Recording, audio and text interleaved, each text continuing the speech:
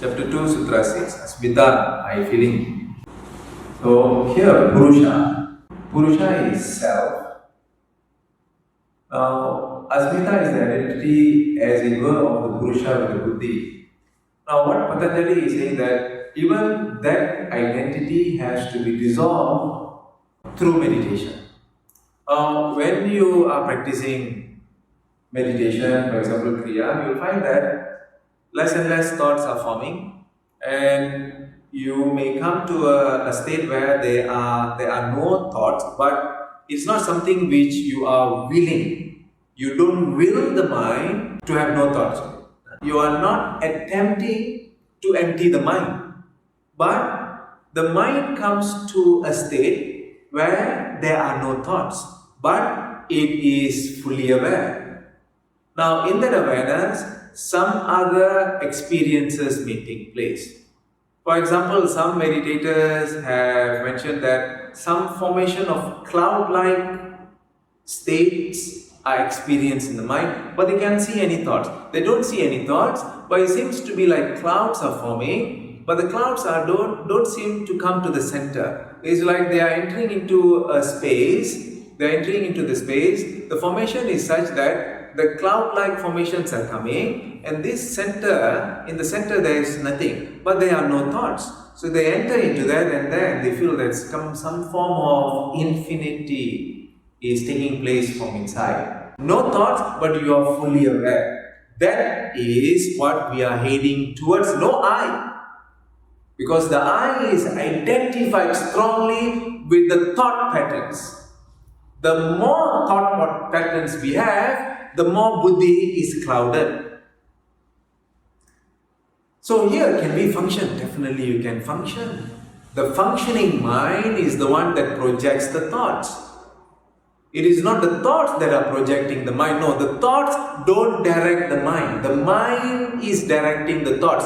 The mind can dissolve the thoughts and still remain ever powerful, much more powerful.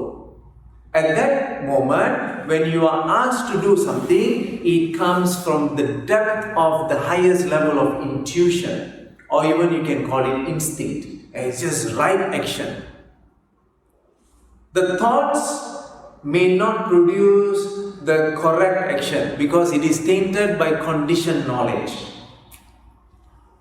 You may not be able to grasp the truth.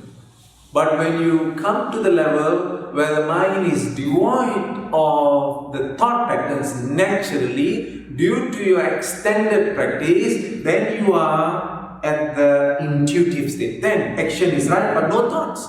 No thoughts, action is going on. No thoughts, you are doing your work. No thoughts, you are taking care of the family. Not all the time, but most of the time, it is in such a way that there seems to be no thoughts, but you are at that state of a higher balance, permeating with joy, felt deep inside, very much connected with nature, with yourself, with the higher nature, and occasionally interspersed with thoughts, no issue about that, but not overwhelmed with thought. So there comes the realization that hey, one can exist without the thoughts.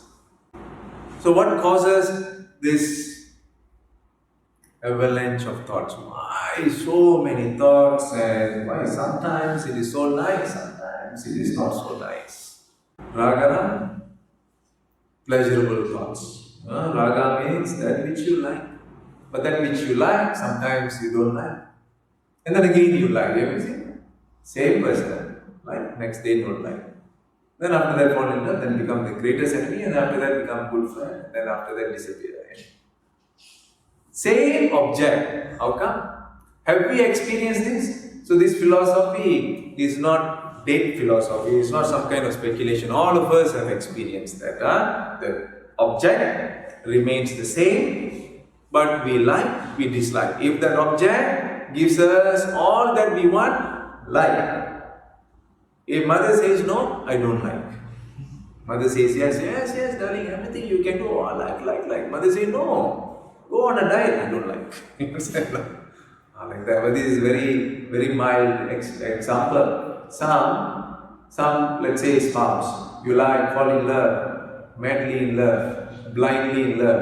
After some time, what happened? After 5-6 years, hey, what happened? Your husband, the one you fell blindly when you knocked your head on the floor, divorced. Apart. You see, this is raga. Raga, like, don't like. Dvesha. Repulsive. Don't want to go near this person. So painful. To be in the presence of this person, painful. Hey, 2 years ago you say you cannot live without this person. No, you say you cannot live with this person. Apart, same object, like. So raga and dvesha is very common, right? So Patanjali says, go beyond. Go beyond. Go beyond. Go beyond these two. Go beyond these two, so that the fluctuations do not disturb us. We are disturbed by the fluctuations. Same object. See this, right? Every day happening. What is causing this? Asmita. Deluded I. Not clear about this I. I'm not clear about the self. When I'm not clear about the self, raga, dvesha, all day long, all the time. If we don't like to live, we won't come to yoga. But this one is dominating everything. Creates so much of fear that I'm going to lose my life. That when you see something bad happening, you feel threatened to the life expectancy that you have. No, this clinging to life is not only myself. It could be also my extended life. Who is my extended life? What is my extended life? My parents, my brothers, my sisters, my children. Clinging to life is not happiness. Understanding life is happiness.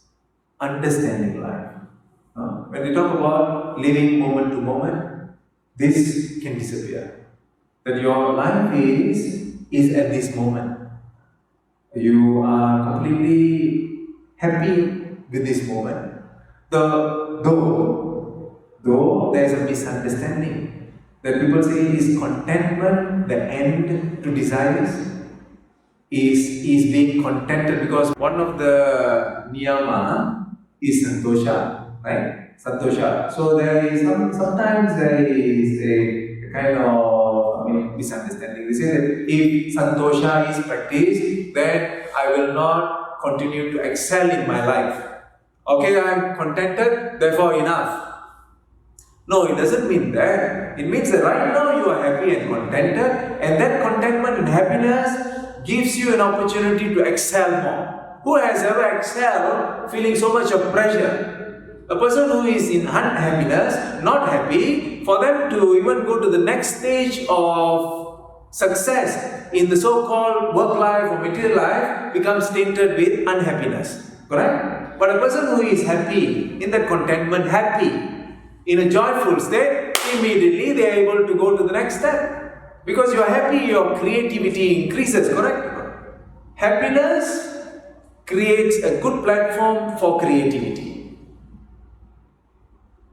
So this is what this whole structure, so the whole structure of Patanjali's Yoga Sutra is life. It's not separating life into spirituality and materialism. It's the whole totality of life. That the whole totality of life is sadhana. And please do not break it into spirituality and materialism. No, it's all one. Your work, your yoga, your pursuit of self-realization, your clarity and your connection with God, everything is connected with your work, with nature, with what you do, with the food that you eat, everything, with the habits and the structure of your mind, the personality that you are cultivating, everything is part and parcel of yoga. So the first step, all this, please get to know yourself. Namaskar.